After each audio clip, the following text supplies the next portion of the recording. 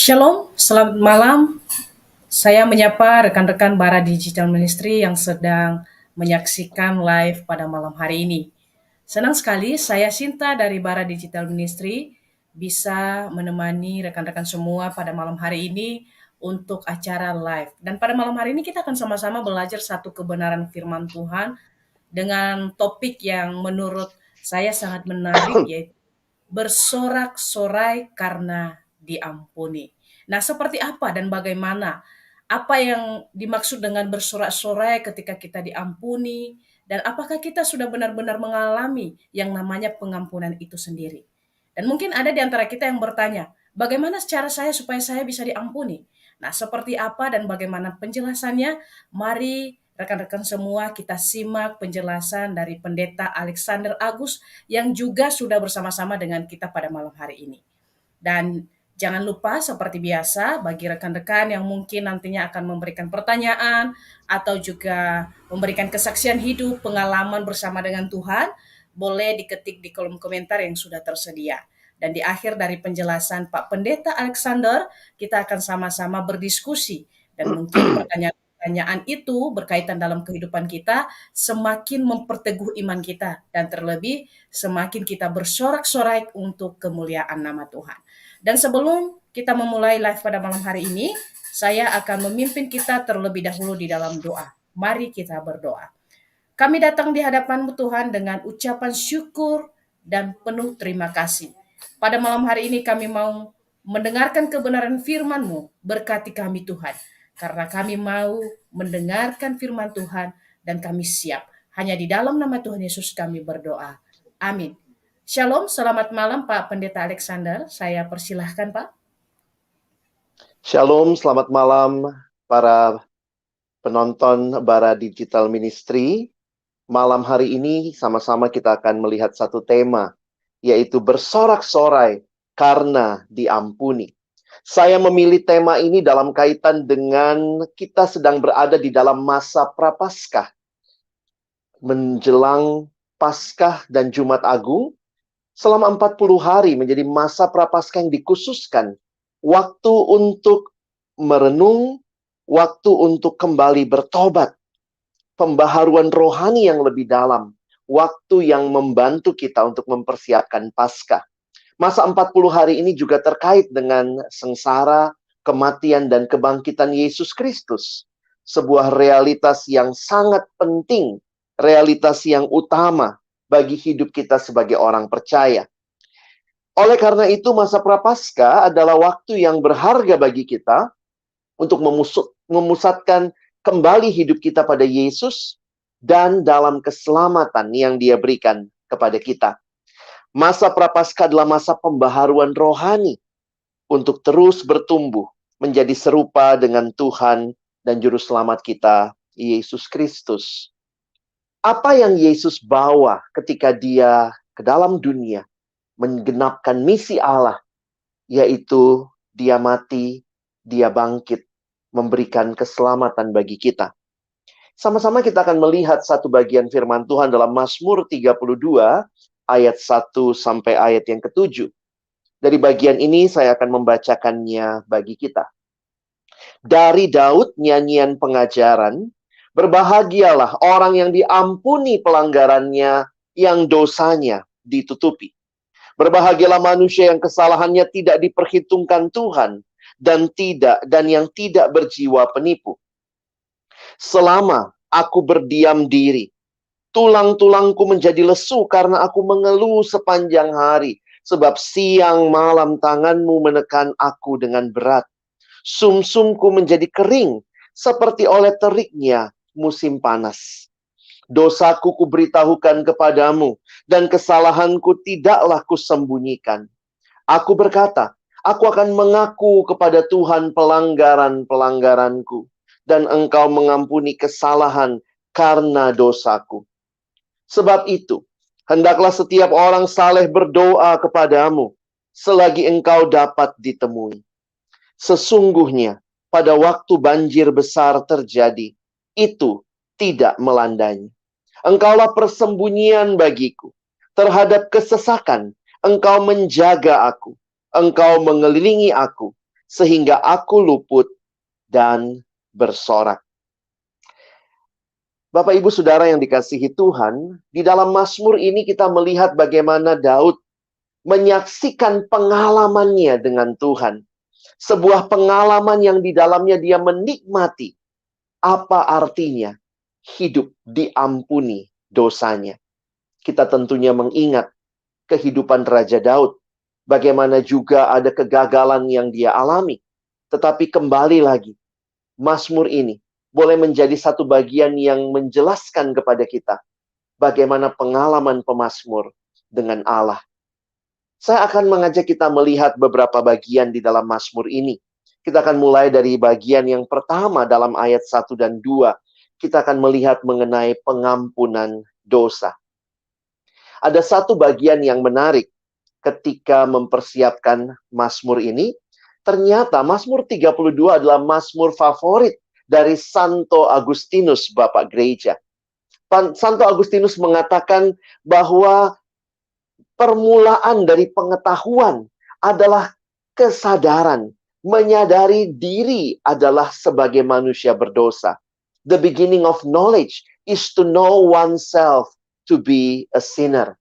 Tentu manusia harus ingat dirinya yang hanyalah manusia berdosa. Tetapi apa yang lebih unik lagi kalau kita perhatikan Mazmur ini. Mazmur 32 justru menyatakan bahwa orang yang berbahagia bukanlah orang yang sekadar tahu bahwa dia berdosa, tetapi bahwa orang itu tahu dia telah diampuni. Karena itu perhatikan kembali ayat-ayat yang kita baca tadi. Daud berkata, berbahagialah.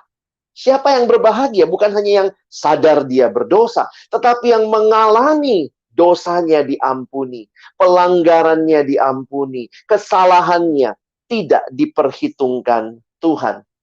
Mazmur 32 ini menyatakan bagi kita bahwa Tuhan menyediakan tempat yang aman bagi kita, tempat perlindungan dan pertolongan di mana kita dapat mengakui dosa-dosa kita dan menemukan pengampunan di dalam Dia. Itulah pengalaman pemazmur.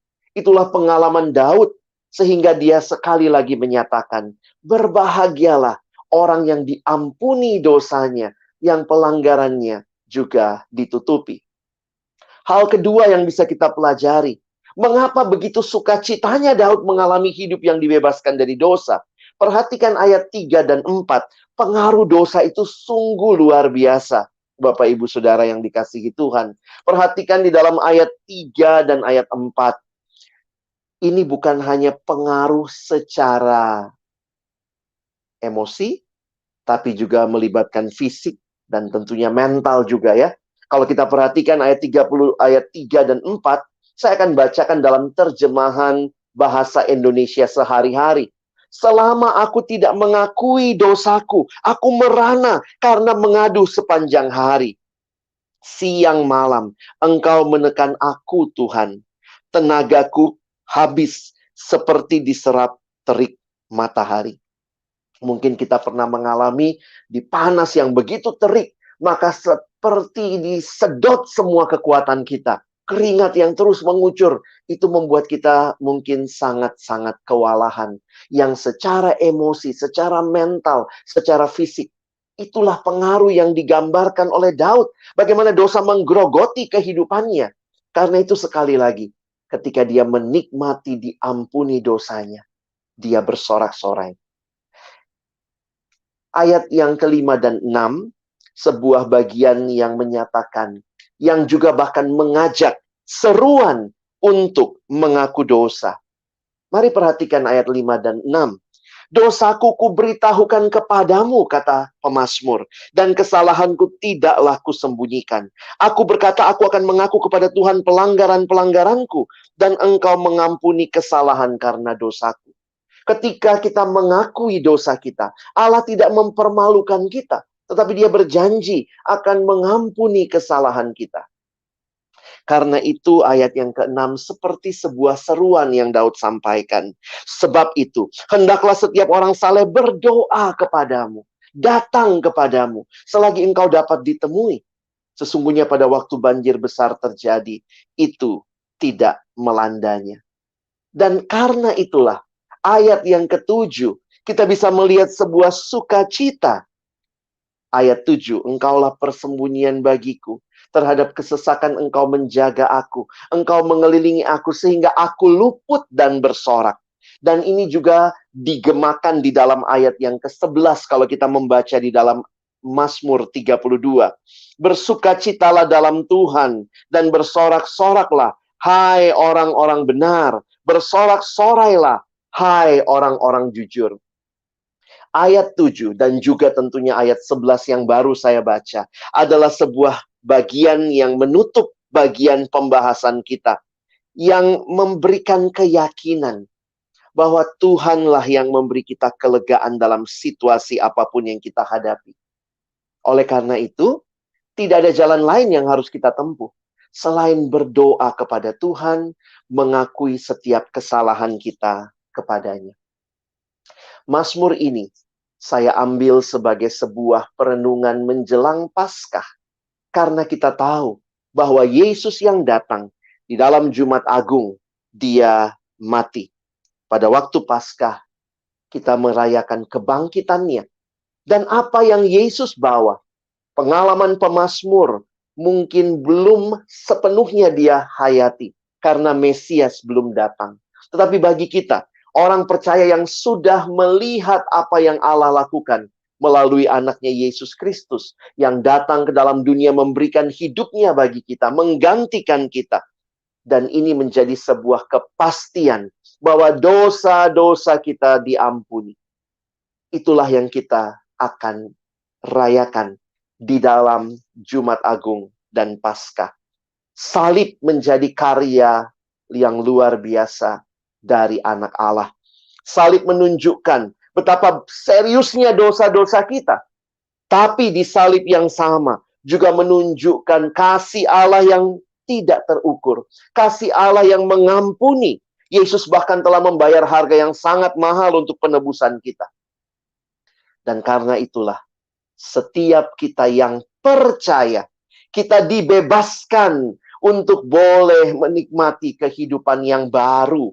Bukan hidup di dalam dosa, bukan hidup sebagai hamba dosa, tetapi hidup di dalam kebebasan, hidup sebagai hamba kebenaran. Itulah yang Paulus serukan dalam Roma 6 ayat 17 dan 18. Tetapi syukur kepada Allah, dahulu memang kamu hamba dosa, tetapi sekarang kamu dengan segenap hati telah mentaati pelajaran yang telah diteruskan kepadamu. Kamu telah dimerdekakan dari dosa dan menjadi hamba kebenaran. Bapak, Ibu, Saudara, bagi saya menarik memperhatikan ayat ini. Ketika dibebaskan dari dosa, karena dulunya hamba dosa, bukan berarti sekarang kita tidak punya kewajiban, tidak punya keterikatan. Tetapi perhatikan, digambarkan kita itu dibawa dari hamba dosa. Nah, sekarang kita jadi hamba kebenaran. Jadi sebenarnya menarik, dari sebuah perhambaan yang mematikan, yaitu perhambaan dosa, kita dibawa kepada sebuah perhambaan yang di dalamnya Kristus hidup, menebus kita. Harganya lunas dibayar. Kita miliknya, berarti kita hambanya. Kita adalah hamba kebenaran. Bisa perhatikan ini, dari hamba kepada hamba. Itu juga yang diteruskan di dalam 1 Petrus. Kalau tadi tulisan Paulus, ini lihat tulisan Petrus. Hiduplah sebagai orang merdeka. Ya, berarti tidak ada lagi yang memperhamba saya. Tapi perhatikan, hiduplah sebagai orang merdeka dan bukan lagi seperti mereka yang menyalahgunakan kemerdekaan itu untuk menyelubungi kejahatan-kejahatan mereka. Tetapi hiduplah sebagai hamba Allah. Jadi memang menarik sekali memperhatikan posisi sangat penting. Dan cuma ada dua pilihan bagi kita. Di dalam dosa, berarti hidup jadi hamba dosa. Atau kita hidup di dalam Kristus, kita jadi hamba kebenaran. Dan hanya karya Kristus yang genap di kayu salib. Itulah yang memberikan kemerdekaan bagi kita atas dosa. Sorak-sorai akan dialami oleh orang-orang yang membuka hatinya menerima Yesus. Mengalami pengampunan. Dan hidupnya sekarang menjadi hamba kebenaran. Saya menutup dengan sebuah ilustrasi yang saya baca beberapa waktu yang lalu. Ini adalah sebuah kisah di saat masih ada perdagangan budak di abad 18.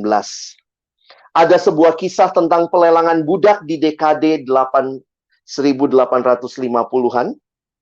Pada masa itu masih lazim terjadi perdagangan budak yang tak berperi kemanusiaan. Seorang lelaki sedang berjalan-jalan di pasar ketika dilihatnya sejumlah lelaki kaya menawar seorang gadis cantik, seorang budak. Tawaran mereka terus naik hingga nilainya jauh melebihi harga normal budak saat itu. Dan setiap laki-laki yang menawar itu menatap si gadis dengan pandangan rakus. Lelaki yang menonton itu pun tidak tahan lagi ketika ia mendengar perkataan mereka dan apa yang akan mereka lakukan terhadap gadis malang itu. Maka lelaki itu tidak bisa tinggal diam. Lelaki itu pun akhirnya angkat bicara dengan mengajukan penawaran. Jumlahnya 2 kali lipat dari tawaran terakhir. Lelang pun langsung ditutup dan si gadis diserahkan kepada lelaki itu. Tetapi dengan sorot mata benci yang dimiliki gadis itu kepada pria yang membelinya. Lelaki itu lalu membawa si gadis ke sebuah kantor pengacara di seberang jalan. Setelah berbicara sebentar, lelaki itu menoleh kepada si gadis dan menyerahkan beberapa lembar dokumen kepadanya. Ini dokumen kebebasanmu, katanya. Kamu sudah bebas. Kebencian pada wajah si gadis langsung lenyap, berganti dengan kekagetan luar biasa. Anda beli saya untuk membebaskan saya? Ya, jawab si lelaki. Kamu sudah bebas. Si gadis langsung bersujud dan menangis di bawah kaki pria itu. Dan berkata, Tuan, Anda membeli saya untuk membebaskan saya. Yang saya inginkan dalam hidup ini hanyalah menjadi milik Tuan. Gadis yang dibebaskan ternyata memilih menjadi hamba dari Tuan itu. Maka bagi kita yang telah diampuni dosanya, pertanyaannya sebagai penutup renungan kita, apakah saudara bersedia memberikan seluruh hidupmu kepada Yesus yang bahkan telah memberikan seluruh hidupnya kepadamu, membayar lunas harga yang Dia berikan melalui kematiannya di kayu salib untuk menebus saudara dan saya? Mari jawab ini dalam hidup kita bagi Tuhan. Amin.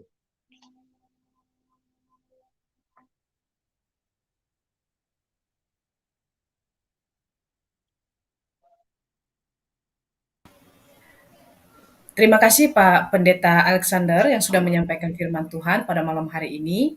Dan sekarang kita akan masuk di dalam ruang diskusi. Sudah ada beberapa pertanyaan. Dan langsung saja pertanyaan pertama adalah, Iya. seperti judul atau tema yang kita bahas pada malam hari ini, bersorak-sorai karena diampuni. Maka yang menjadi pertanyaannya adalah, apakah sebagai orang Kristen kita itu memiliki tindakan ketika kita mau diampuni sama Tuhan? Atau artinya, apa yang harus kita lakukan? Apakah kita ini diampuni karena kita melakukan sesuatu untuk Tuhan, atau justru karena apa, Pak? Bagaimana kita mengaplikasikan di dalam kehidupan kita? Begitu, Pak. Iya, tentunya kita menyadari bahwa keselamatan yang kekal itu adalah anugerah dari Tuhan.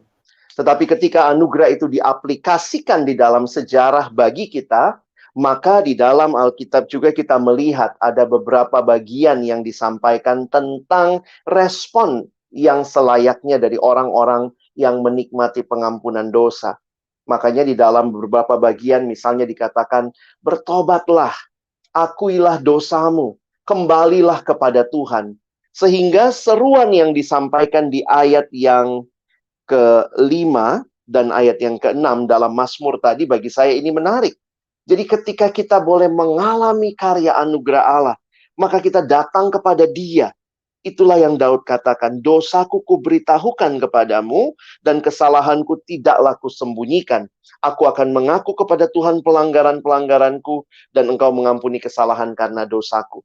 Jadi, bagian yang Tuhan percayakan kepada kita adalah kita membuka hati kita mengakui dosa-dosa kita memberikan ke seluruh hidup kita kepada Dia dibaharui, dan kita mau hidup di dalam kebenaran. Jadi saya pikir itu sesuatu yang Tuhan juga nyatakan di dalam sejarah bagi kita umat yang mengalami anugerah. Iya, berarti sebagai orang-orang percaya, di mana kita tidak luput yang namanya dengan kesalahan atau dosa setiap harinya. Jadi yang kita lakukan adalah mengakui dosa setiap hari, menyampaikan apa yang menjadi kesalahan sama Tuhan sehingga kita senantiasa diampuni oleh Tuhan. Tetapi bagaimana juga di dalam kehidupan, Pak? Misalnya kita sudah mengalami atau kita sudah merasakan pengampunan itu dari Tuhan, tetapi dosa itu sendiri masih tetap menghantui kehidupan kita. Sehingga karena Hmm. dosa itu terus menghantui, akhirnya kita susah untuk bersorak-sorai kepada Tuhan. Kita susah untuk memuji Tuhan. Apakah orang yang demikian sudah dikatakan sudah mengalami kasih Kristus atau ada hal yang lain? Begitu Pak Pendeta. Nah, menarik untuk memperhatikan di dalam tradisi Kristen, sebenarnya dalam liturgi kita, ada kesempatan untuk mengaku dosa. Jadi kalau kita bisa membaginya bahwa memang pengakuan dosa yang diminta di dalam Alkitab, di dalam bagian yang banyak disampaikan adalah pengakuan dosa secara rutin, maka kita bisa mengingat itu adalah kesempatan untuk kita kembali membaharui relasi dengan Tuhan. Saya mungkin harus memberikan penjelasan seperti ini. Dosa itu sifatnya relasional juga, karena kita berdosa tentunya kepada Allah, kepada sesama, terhadap diri kita, ataupun alam di mana kita hidup. Nah, menariknya adalah begini, bahwa kita setelah kita mengalami keselamatan dalam Kristus, kita punya status sebagai orang benar. Tetapi ketika kita menjalani kehidupan di dalam kebenaran itu, masih mengalami dosa seperti yang tadi dikatakan. Jadi kita masih jatuh bangun di dalam dosa. Maka itu adalah masalah pergumulan relasi kita dengan Tuhan. Kalau masalah status, kita tetap milik Tuhan, tetap anak Tuhan. Ini contohnya seperti ada anak di rumah, dia bikin salah, maka waktu dia berbuat salah, bukan berarti dia berhenti jadi anak dari orang tuanya. Tidak. Dia secara status tetap anak orang tuanya. Tetapi kalau dia sudah bikin salah, maka dia takut datang sama orang tuanya. Nah, karena itulah ketika kita takut datang kepada orang tua, takut ngasih tahu tadi saya bikin salah seperti apa, Alkitab memberitahukan bahwa Allah adalah Allah yang murah hati, Allah yang membuka tangannya untuk kita datang. Jika kita mengaku dosa kita, kata Alkitab, 1 Yohanes 1 ayat 9, Dia adalah setia dan adil, dan Ia akan mengampuni segala dosa kita. Jadi, kita datang kepada Tuhan, bukan membaharui status, karena statusnya kita anak Tuhan, tapi membaharui relasi kita dengan Tuhan, karena itu yang rusak tuh relasi. Kalau berdosa lagi, yang rusak relasi. Nah, sampai kapan? Nah, disinilah saya pikir kita perlu terus bertumbuh, karena ini adalah perjalanan seumur hidup. Kita masih mungkin jatuh dalam dosa, tapi kita dikasih kesempatan bertobat, kita dikasih kesempatan dalam liturgi gereja setiap minggu, itu kan menyiratkan bahwa kita masih mungkin berdosa. Makanya di liturgi gereja dikatakan, mari kita mengaku dosa kita. Nah, waktu kita datang mengaku dosa, sesudah itu kita diberikan petunjuk hidup baru. Sebenarnya untuk tidak mengulangi dosa yang sama. Nah, harusnya hidup orang percaya adalah hidup yang tetap percaya. Saya anak Allah, dan karena itu, setiap kali saya jatuh dalam dosa, saya kembali membaharui relasi saya dengan sebuah komitmen. Saya tidak mau mengulangi hal itu. Tapi inilah yang Tuhan berikan kesempatan. Sampai kita bertemu dengan Tuhan, kiranya kita terus menyadari kita manusia berdosa, tapi Mazmur ini mengingatkan juga bersorak-sorai karena kita telah diampuni dosanya. Kira-kira seperti itu. Baik. Berarti apakah ada tips sederhana Pak Pendeta Alexander supaya kita itu tetap bersorak-sorai dan mengalami kasih Kristus itu di dalam kehidupan kita. Kita bersyukur bahwa Tuhan diampuni. Apakah ada tips? Mungkin ya Hmm.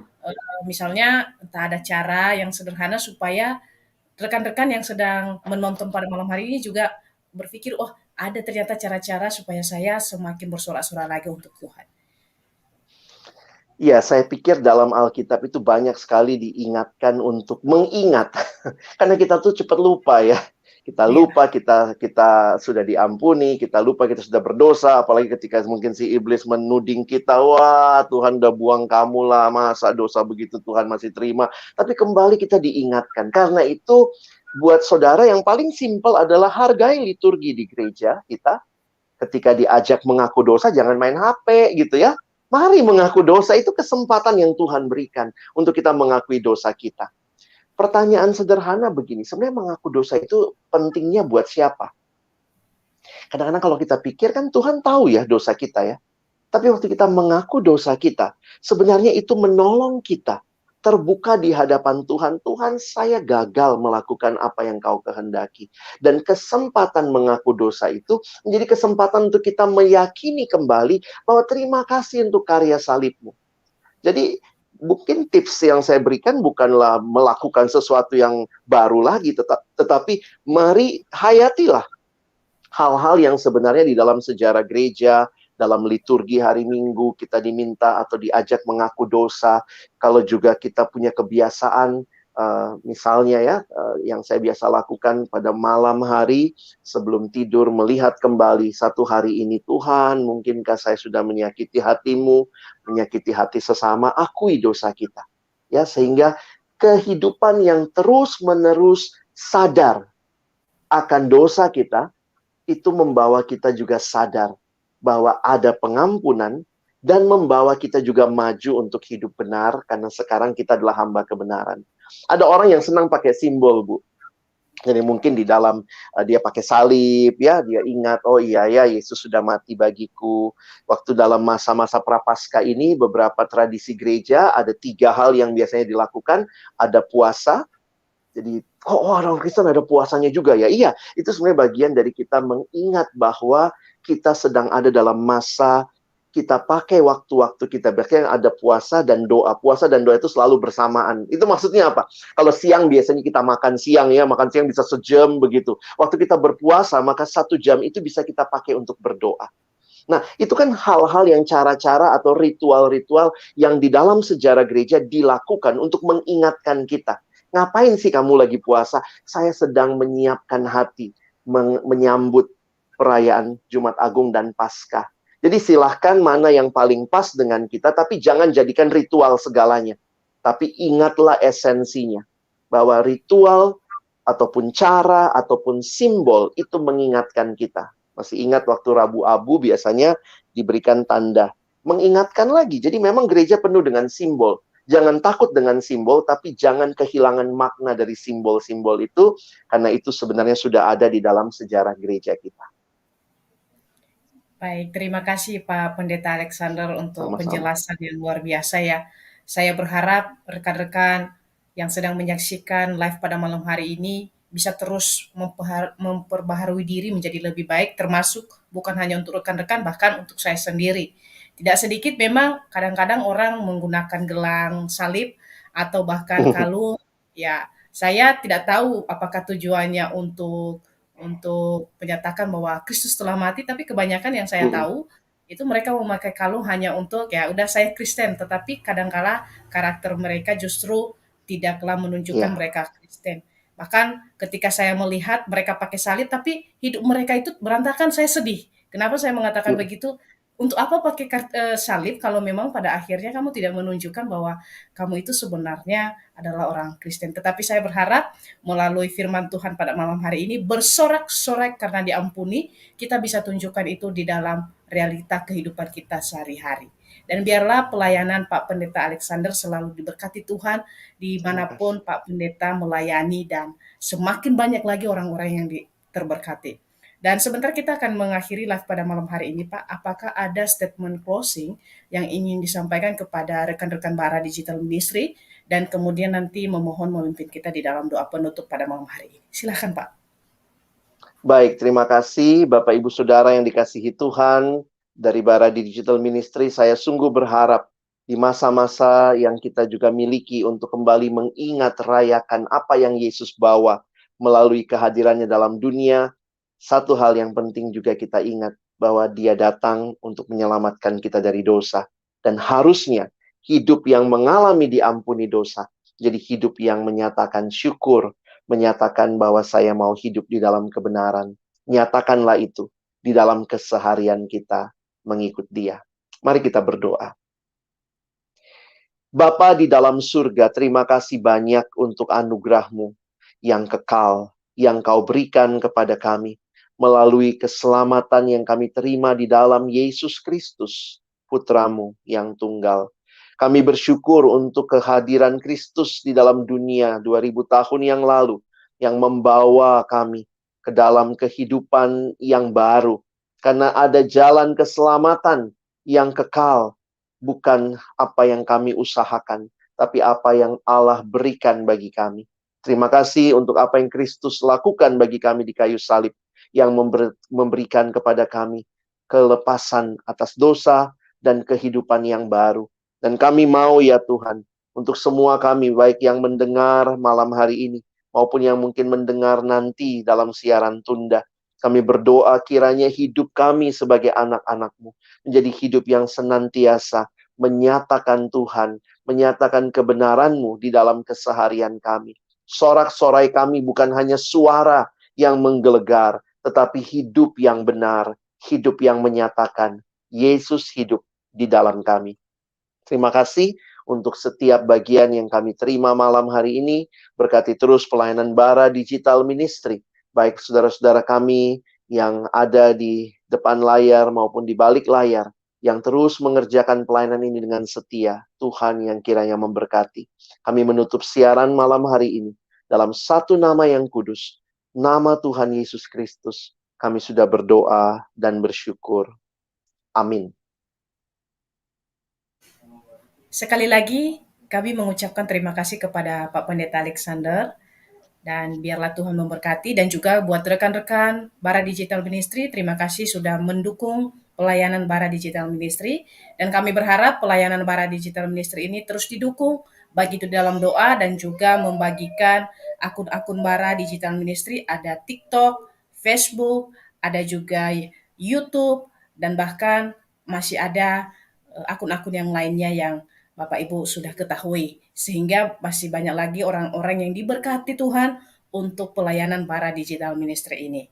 Dan buat rekan-rekan yang mungkin ketinggalan live pada malam hari ini, jangan khawatir, karena seperti biasa, tayangan ini akan di-upload di dalam YouTube, dan rekan-rekan bisa menonton ulang video atau live pada malam hari ini, sehingga kebenaran firman Tuhan pada malam hari ini tidak menjadi sia-sia, tetapi kita bisa terus diteguhkan dan diingatkan untuk tetap menjadi serupa dengan Kristus. Demikian untuk live pada malam hari ini. Sampai ketemu lagi besok jam 7 malam. Jangan lupa aktifkan notifikasinya, loncengnya, supaya kita bisa sama-sama tetap mengingat bahwa besok malam ada live Bara Digital Ministry. Saya Sinta dari Bara Digital Ministry mengucapkan selamat malam. Tuhan Yesus memberkati kita semua. Amin.